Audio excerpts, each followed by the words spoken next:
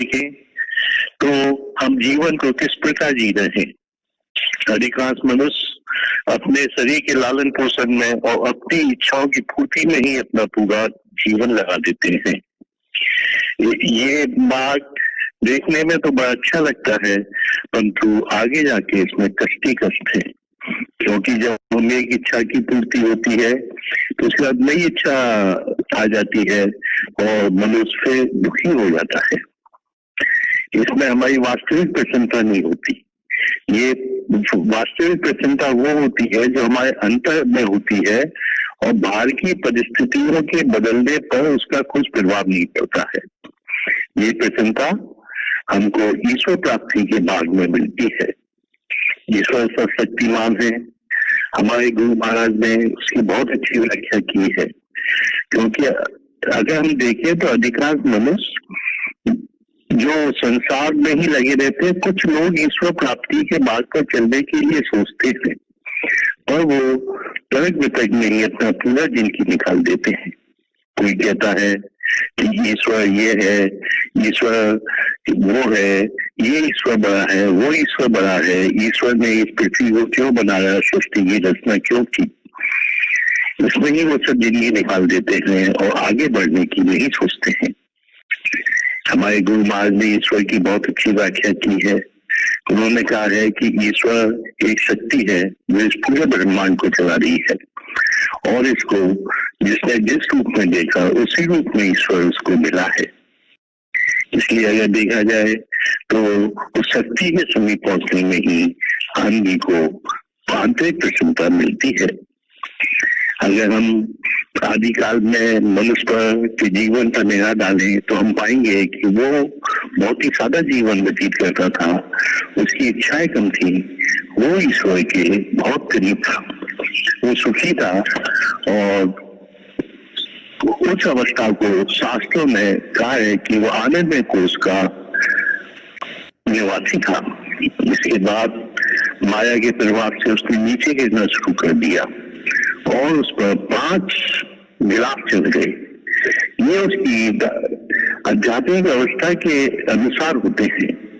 आनंद कोश से वो विज्ञान कोश में आया, विज्ञान कोश से मनोमय कोश में, मनोमय कोश से वो कारण कोश में गिरा और सबसे आखिर में वो अन्य कोश में आ गिरता है और यही फंस के रह जाता है।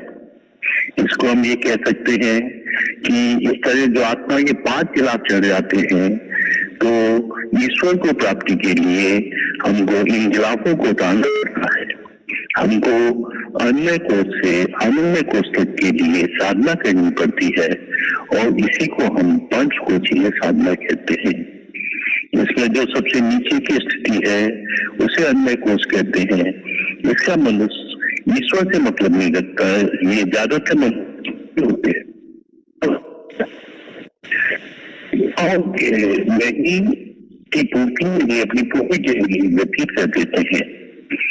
इनकी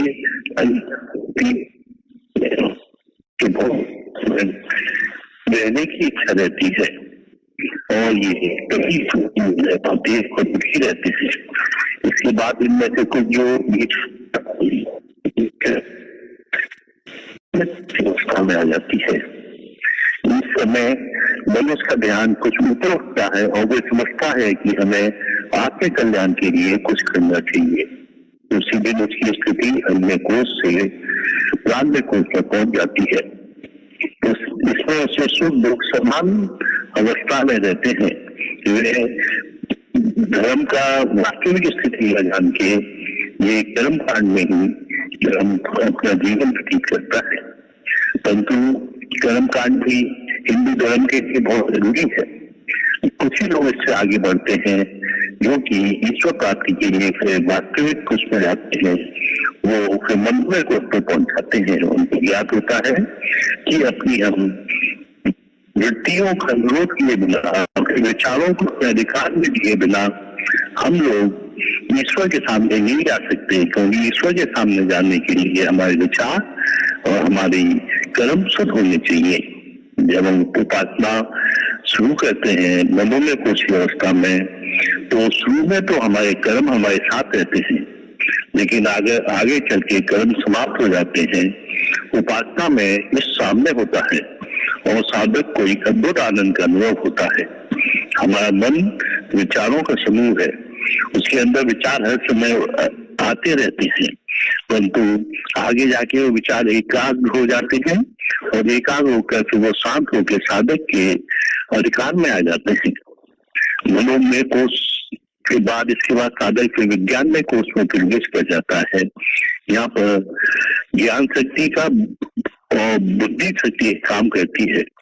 विज्ञान में कोष का साधक देखता है कि जिस जगत के पदार्थों के मुंह में वह फंसा था, इनको स्थायी व अपना समझ रहा था, उनकी प्राप्ति के लिए हर समय बेचैन रहता था, वो सब माया के बने हुए नाशान व अस्थायी है। उसमें न सुख है, न शांति है, न आनंद है। ज्ञान योग की सहायता से साधक विज्ञान में कोष की सारी लीलाओं को अनुभव करता हुआ आनंद में कोष में प्रवेश कर जाता है और निज धाम या ईश्वर के धाम में पहुंचने का अधिकारी बन जाता है। यही मोक्ष कहलाता है। विज्ञान में कोष के ऊपर आनंद में कोष में की साधना प्रेम साधना है।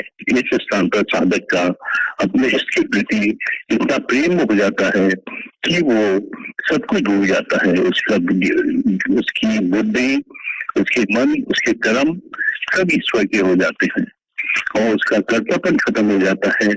इसलिए उसके संस्कार नहीं बनते और संस्कार नहीं बनते तो वो एक शांति में कर्म करते हुए भी अकर्म की स्थिति में रहता है। यही पूर्ण संबंध की अवस्था है और यही मोक्ष की अवस्था है। जो नीचे के 3 कोष थे, मनोमय कोष तक, वो चंद्रों, उसमें साधक चंद्रों का वासी होता है और ऊपर के कोष में सूर्य का वासी होता है, क्योंकि नीचे के कोषों में साधक में अध्यात्म का प्रकाश नहीं होता, परंतु आगे जाके विज्ञान में और आनंद में कोष में उसका अध्यात्म का प्रकाश, स्वयं का प्रकाश आ जाता है। इसलिए वो सूर्य लोक का वासी कहलाता है। हमारे गुरु महाराज ने साधक को नीचे के दोनों कोषों को छोड़ के साधना का मनोमय कोष से प्रारंभ किया था, क्योंकि उनका कहना है कि हमारी इंद्रियों का जो संचालन है वो हमारे मन के द्वारा होता है। जब मन शांत हो जाएगा तो इंद्रिया भी हमारी शांत हो जाएगी और आनंद को जो भी समय लगेगा वो मन को अपने अधिकार में करने में लगेगा। क्योंकि ये साधना मन को अपने अधिकार में करने की है, तो इस साधना को करते समय हमको कुछ बातों का भी खास ध्यान रखना पड़ता है। हमारे अंदर 3 गुण होना बहुत ही आवश्यक है। एक कबा धैर्य, दूसरा साहस और तीसरी पक्की लगन। साधक को बड़े धैर्य के साथ आगे बढ़ना पड़ता है, क्योंकि उसकी स्थिति सदैव एक सी नहीं रहती। जब भी अपने मन को इधर भगाने से रोकने की साधना करता है तो उसे कभी सफलता मिलती है, कभी नहीं मिलती है, कभी मन लगता है, कभी नहीं लगता है। इसलिए उसको बड़े धैर्य के साथ इस साधना को करते रहना चाहिए, उसको साधना छोड़नी नहीं चाहिए। दूसरा है साहस। जब वो इस साधना में आगे बढ़ता है तो उसके सामने कुछ कठिनाइयां भी आती है। वो कठिनाइयां ये है माया के प्रभाव से आती है और उसका उससे साधक घबरा जाती है। कभी कभी उसको इतना माया के प्रभाव से प्रलोभन दे दिया जाता है कि वो साधन छोड़ के उसी में लग जाता है। ऐसा चाहिए, वो उसको अपनी साधना छोड़नी नहीं चाहिए और निरंतर साधना करनी चाहिए। तीसरी उसके अंदर जो दुख होना चाहिए वो है पत्ती और सांस के साथ वो अपनी साधना में सफल होता है।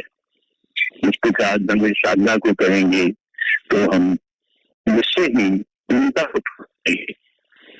हमको किसी गुरु की आवश्यकता होगी, इसलिए कि बताए गए मार्ग पर चल के हम लोग इस अवस्था को प्राप्त करें।